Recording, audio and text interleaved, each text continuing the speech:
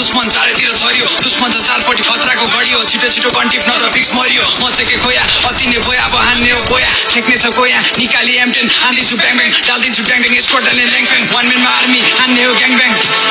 हान्ने हो gang bang मर्छु कि मार्छु मान्दिन हार्नु एसटोपी फुटे नि छाड्दिन हान्नु लाग्दिन कहिले हार्दिन कहिले इनिमीहरूलाई छाड्दिन मैले अल्लो खाए त जोसे सबै छ वाल अनि मेडिकेट मसँग टर्ने छ लगाउँदै वाल अगाडि छेक्दैछु फाल्दैछु ग्रेनेड स्क्वाड नै देख्दैछु वाल छेडी एमए टुटी सर्ट भेट्दैछु प्रोगिरी ज्यादा भयो बल्लमा चेत्दैछु स्क्वाड छ अघि पिक पनि हाइट छ बाल छैन स्क्वाडमा दाजु र भाइ छ गोर्खाली स्क्वाड मारेर मर्दैनौ चिर्दिन्छौ छाती पछाडि हट्दैनौ